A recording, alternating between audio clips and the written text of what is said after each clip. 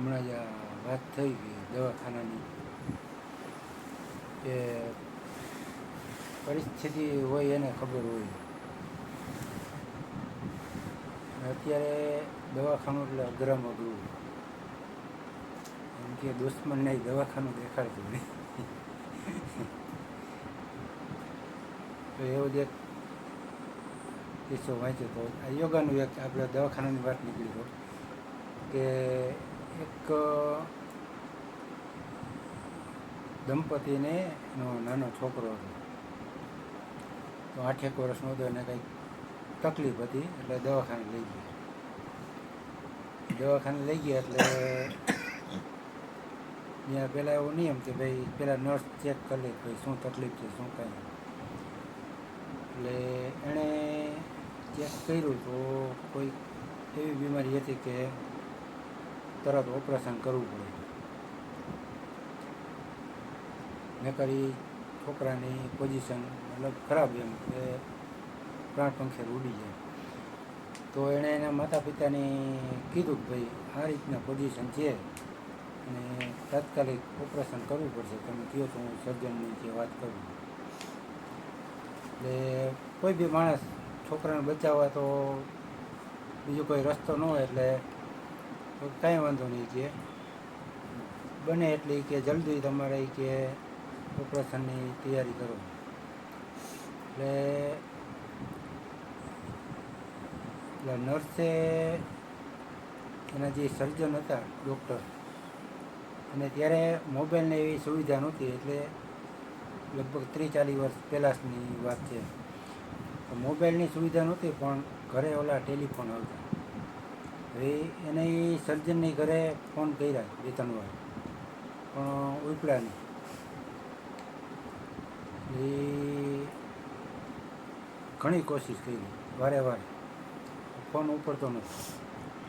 એટલે થોડીક વાર પછી એને કહ્યું કે હવે પહેલાં પેજર આવતા, મોબાઈલ ફોનની પહેલાંનું વર્ઝન એટલે પેજર. તો પેજરથી એણે કોશિશ કરીને એમાં સંદેશો મોકલ્યો. અહીંયા ઓલા છોકરાના પપ્પાને એમ થાય કે હવે આ લોકો કાંઈ કરતા નથી, ને આટલી બધી વાર એ કે સર્જન ન આવે, એ કે આવો કેસ હોય ને સર્જન ન આવે તો શું કામ ના ડૉક્ટર બોલે. ઓલો પોતાનો મિજાજ ગુમાવે, કે વાર લાગે એટલે એવું થાય જ એમ. તો થોડીક વાર થઈને તો લગભગ ડૉક્ટર દોડતા આવ્યા. તો ઓલો એક તો ગુસ્સામાં છોકરાનો બાપ, ને કે તમે શું કે આવા ડૉક્ટર કે તમને કે સંપર્ક તમારો થતો નથી, તમે કે ડૉક્ટર લાઈનના મારા ફોન ઉપાડતા નથી, પેજરમાં વાત કરે તો કે ઓલો ડૉક્ટર દોડતો આવે. મને કે માફ કરજો કે હું થોડોક કામમાં હતો કે, પણ એ કે હમણાં તમારે કે તમે થોડી ધીરજ રાખો કે અત્યારે ધીરજ રહે કે મારે કે છોકરાની પોઝિશન આવી હોય ને આમને તેમને, તો કાંઈ વાંધો નહીં, હમણાં કે હું બધું રેડી કરું છું. નર્સને બધી સૂચના આપીને તાત્કાલિક ઓપરેશનમાં લઈને જે કરવાનું હતું 2 કલાકનું ઓપરેશન હતું એ કરી નાખ્યું.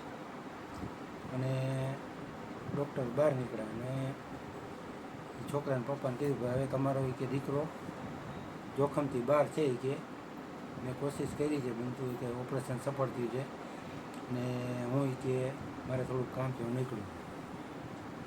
તો ઓલાનો ગુસ્સાનો પાને કે આવા ડૉક્ટરે કે આને કે કંઈ 2 મિનિટ ઊભો રહેવાનો ટાઈમ નથી કે આટલી વાર ફોન કર્યા, માંડ આવ્યો તરત ઓપરેશન કર્યું ભાગી ગયું. નર્સને કે તમે કે આ ડૉક્ટરને કાંઈ કહેતા નથી કે આવા સ્ટાફ હોય કે આમ હોય તેમ હોય.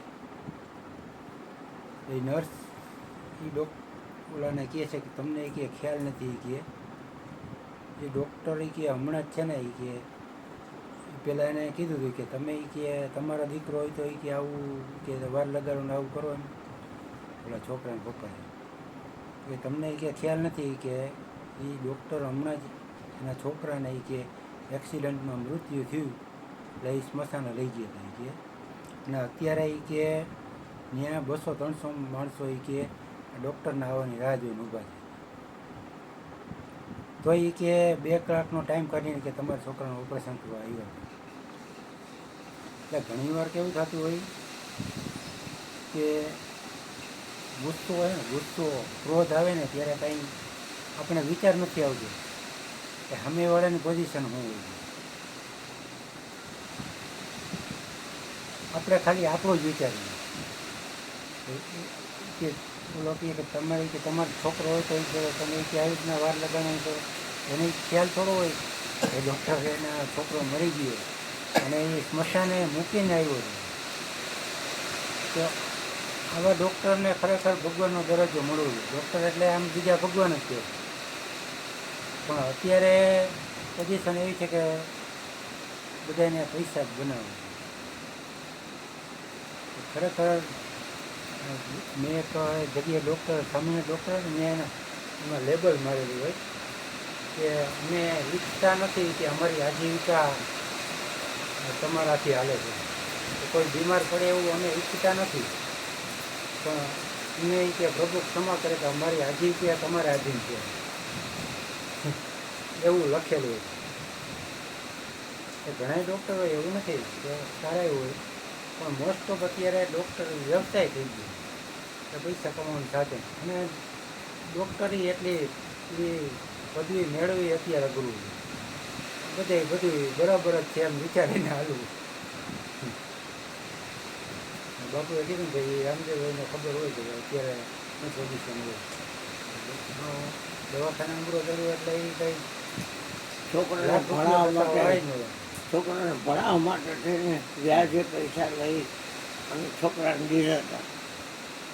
તો એ છોકરાએ ભાઈબંધને લઈને અકલમટાએ જવા પછી ભગવાન જાણે કામ કેવા આવે હોય તો એને પેટે એવા હોય પાછા. નાનો હોય તો ઠીક છે, સમજુ છોકરો છે તો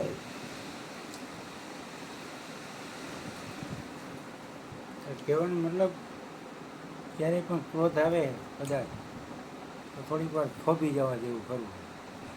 10 સેકન્ડ વહી જાય ને એમ કે ક્રોધ આવે ને તો તમારે 10 સુધી ગણવું શાંતિ. એ 10 સુધી ગણું તો તમારું ઘણું ખરું કામ થોડુંક શાંતિ થઈ જાય, માઇન્ડ સેટ થઈ જાય. પછી ઉભરો હોય એ બેસી જાય. આ મનોવૈજ્ઞાનિક કારણ છે. બોલીએ સદગુરુ મહારાજની. બોલો ગોતમ